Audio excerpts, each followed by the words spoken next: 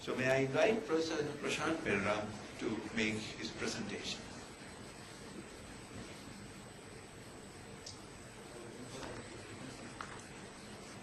So let me thank Professor Harshavan for that kind introduction, and also Professor Jayantha and Minju Bandara for inviting me to give this talk. And I would like to thank KDU symposium organizers for this wonderful symposium, and hopefully we can hear a lot of nice talks as we go along. So in this case, what I will present, basically a presentation on behalf of KDU. So this KDU presentation will address how we can reach international, level of research, especially in biomedical field, within the our research capacity, what we have in Sri Lanka, but going beyond even that level. First of all, before I go into my talk, let me tell you one thing. So we are very blessed to be Sri Lankan. First of all, with all these resources what we have in nature, we should be able to do remarkable research in Sri Lanka. But unfortunately, what we are lacking is not the resources, it's the facilities. So our aim in this case is to figure out, how we can utilize these resources to achieve much higher goals. Like even if you look at all these species, their variations, and also all these marine resources what we have in Sri Lanka, we should be able to discover new drugs, new technologies, new methodologies that can actually apply and discover new molecules for chemical world and beyond. So especially medical field, if you think about, Sri Lankan medicinal flora actually plays a major role. So we have about 2,000 years old history on these medicinal plants, especially if you look at all these 1,500 or so medicinal species that we are using today. Out of that, 200 are endemic to Sri Lanka. So that says that our climate, our diverse terrain, and also other environmental factors have affected our medicinal plants, and also we have used them for many centuries, and suggesting that we should be able to discover new molecules from these medicinal plants. But the thing is, we have been doing this for a long time. It's not the first time, we try to discover new molecules. So we might have identified already these molecules, and we never proceed to the next level. And that's where we want to focus on in this case. For example, R&D alone will not help unless you do animal research, and also unless you do clinical trials in order to find new biomedical products when you think about research. So research needs to orient in a certain way where we can actually enhance this, whatever the resources we have, and also discover new molecules out of these basically resources what we have. Anyhow, the idea would be to set up a new institute. So this institute should have the capabilities to discover new methodologies, as well as carry out other analysis in order to advance the research and also the education. Your education plays a major part when you actually think about research, especially with the PhD programs. So our idea is to have an institute that will give advanced PhD degrees. So PhDs and postdoctoral training will be a prime concern, because we don't produce too many PhD candidates in Sri Lanka. So in order to do this, what we need is actually a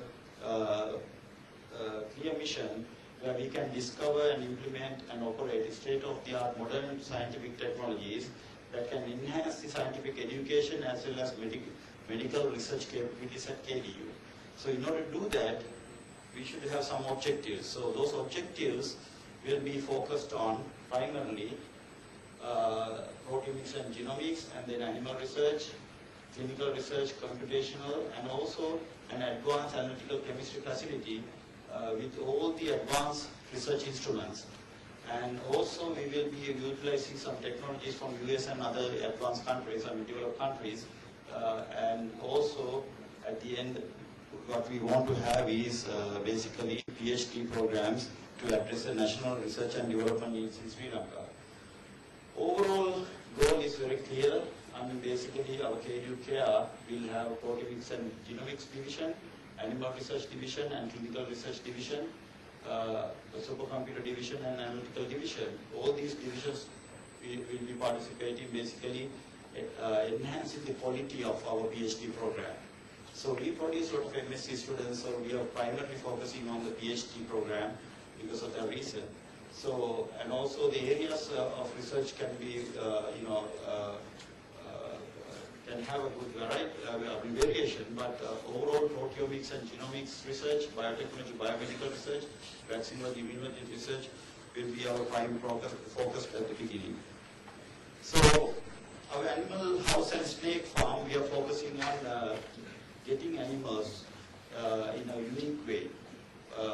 If you follow this project in Polonnaruwa, so Dr. Wolfgang Dieters actually doing this project for the last 55 years. And so this is the longest running project in Sri Lanka and in the world actually. So this is a zoological project where he actually studied macaques. These are top macaques, Macaca silica, or grey langurs as well as purple-faced langurs, lemurs and so on. So we are trying to take these animals with a pedigree and then initiated a center for animal research. So the idea would be once we have a snake farm coupled with animal research, we will be able to identify many research areas in this field that needs international output. So international output will be carried out by Dr. Sherina's farm, especially in the US, and also she will be able to guide us how to get the outsourcing projects so that we can do remarkable some animal research in Sri Lanka. The idea would be to have the NIH standard where we can use these animals and do research for other countries, and the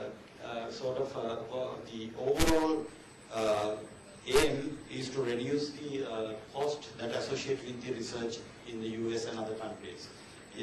How can we do that? Basically, if you want to do a macaque model in US, it's about $50,000 US. But if you want to do it in Sri Lanka, like for example, Colombo University, it's about $200. But the problem is we don't have the right standard. So it's not acceptable under FDA criteria or even NIH protocols. They're very different. So we have to have that standard. So KUKR, when we actually have this animal research center, we will focus on the standard mainly. So basically high standard and also animal research focused on particular fields kind of important in that case. At the same time, we are already trained. We have done this already. Basically, the training part of some of our pattern members to carry out the analytical research.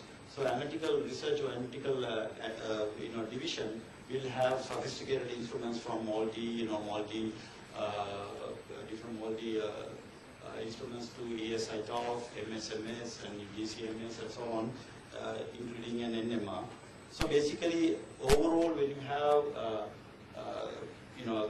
these sophisticated instruments, we need, of course, a good computational division. So we will have a supercomputer center that will actually enhance us the protein-based drug discovery to all the other research, and also proteomics and genomics division will facilitate with sophisticated instruments too, like high-throughput screening and also other microarray techniques.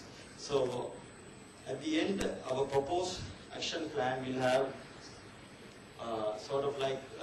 different phases. Once you actually phase out these different phases, we should be able to actually produce some products along the way so that actually benefit the center and make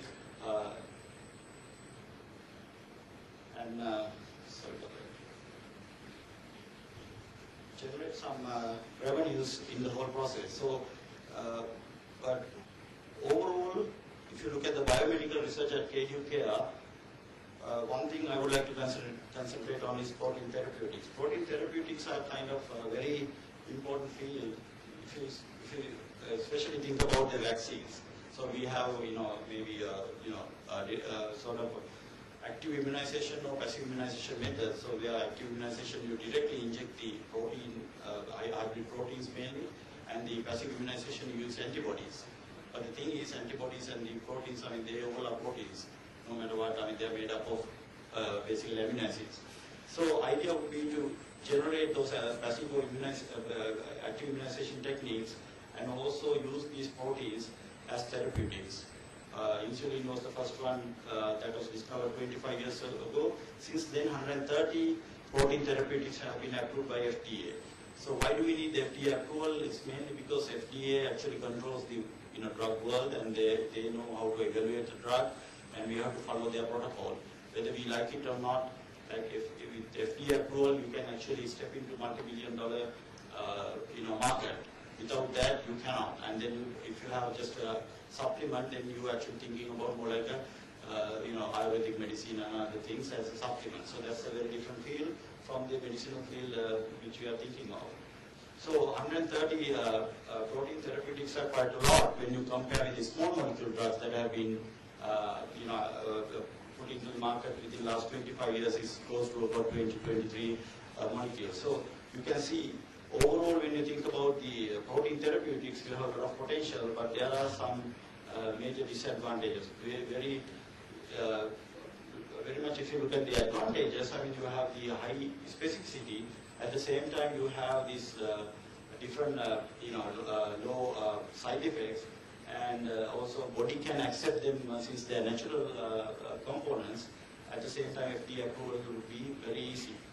But when you think about the disadvantages, you have all these, short half-life and also loss of structure and activity, or efficacy. Sometimes, manufacturing difficulties. They're very expensive. So even if you have antibody therapies out there, we cannot afford as a third world country. This is why we need to do the protein therapeutics, or these treatment methods, mainly because if you can find a cheaper way to produce them within Sri Lanka or even India or other countries, we should be able to market them because they are highly specific and they are much better than the small molecule drugs what we have in the market. So there are methods that you can actually avoid some of these problems, like one is the polyethylene glycol attachment to the proteins, or you can prepare dimeric proteins or even fusion proteins as you go along. But the thing is, what K2K, our strategy basically based on unnatural amino acid. These are non-natural amino acid. Once you engineer the protein, you can actually give some features to the protein that you don't find generally. But these are genetical modification. In other words, when we have a protein biosynthesis carried out by a cell, and you should be able to actually use this methodology and incorporate an unnatural amino acid directly into the protein using the same biosynthesis cell machinery we have in the cell. So that will actually couple with the directed molecular evolution. This is more like a fast forward of the evolution. Instead of taking millions of years, you can do random mutagenesis and some random techniques and discover new proteins that have been evolved within 4 or 5 weeks instead of taking millions of years. So there are techniques like that where you can actually give the stability and that efficacy that you are looking for the protein therapeutics. So these are more like novel ideas which you can actually couple with the immunology and will actually tailor the protein that will meet the current requirements, and also that will actually give very high efficient protein therapeutics at the end. So that's one of the strategies we'll be using. Again, as I told you, this unnatural incorporation amino acid technique will be housed in our K2K, and we will be able to even probe our protein therapeutics with using coumarin or cyano or even with the nitro groups, and those are more like spectroscopic probes and metal binding proteins out there. And also you can have even photochemical reactions done if you are doing cancer therapy, for example. And you can also do chemical reactions so that you can actually introduce different properties to the protein. So at the end, what you have is, for example, like if you have TNF-alpha, for example, by replacing one amino acid with the nitro group containing paranitrophenylalanine genetically, you will be able to actually enhance the antibody production, where if you have the wild type, you don't have it, but if you have paranitro, you boost it. There are, other experiments you can do, like if you do LPS challenge with these mice models, what will happen 1 or 2 days later, they will die due to septic shock. TNF alpha actually cause severe poisonous situation where highly expression of these proteins actually can kill the animals. But however, when you treat with active protein or even the modified protein or even the antibodies, you will be able to keep them alive. So this is to avoid the septic shock. And if you look at how we can progress with this research to go beyond that, would be to use maybe the failed vaccines. In this case, GSK and US Army has this vaccine called RTSS that have failed during the clinical trials and only has 50% efficiency. So if you want to increase the immunogenicity of this protein, for example, protein vaccine, you can do that. This is for malaria. You can do that very easily now using that similar technique. So overall, other technique that I want to introduce would be the protein microarray technique. So protein microarray techniques, once you have protein on the surface, you can do drug discovery, diagnostic, maybe a biomedical device, preparation and other things. So, but for example, if you want to discover drugs, I'm not going to go into the technique, but you can use our center and then facilitate the discovery in a unique way. And also you can do animal research and also clinical research, and then you can ask big pharma to come and take this technology and market these stuff. So, but what you have to remember is like our pool actually has time and toxicity tested mainly because of the Ayurvedic medicine what we have in Sri Lanka. So these are very unique strategies. At the same time, you can also make HIV drugs, new drugs, by modifying the old drugs. And when you look at the modified version, you have 300 more potency with the modified one with HIV assays compared with the old one. So that suggests that biosynthetically we can modify our proteins and the drug targets you have in the market. Again, KDUK innovations will not stop there, but you can actually innovate new medical devices. And also you can even have lens care systems, sterile, all-time sterile gloves even. I mean, these are the gloves. You can have more sterilization done if you think about this protein immobilization technique. So protein immobilization technique actually gives a very unique array. We have a unique way of immobilizing these things, and other research arena will be actually will be tested. But overall, KDU, KRA can bring basically graduate and postgraduate degree programs to KDU, and also peer-reviewed international publications, FDA-approved drugs, vaccine, and medical devices. More importantly, actually, it will actually bring private and public sector together to, in a unique way. So this is the hospital that we already started the work on. And what we want to do is basically attach the KDUKR to this hospital, and pretty soon we will be doing this. So just want to thank these people over here for supporting this KDUKR concept, and also we are going to implement this pretty soon. And I'm glad to be a part of this whole venture. Thank you.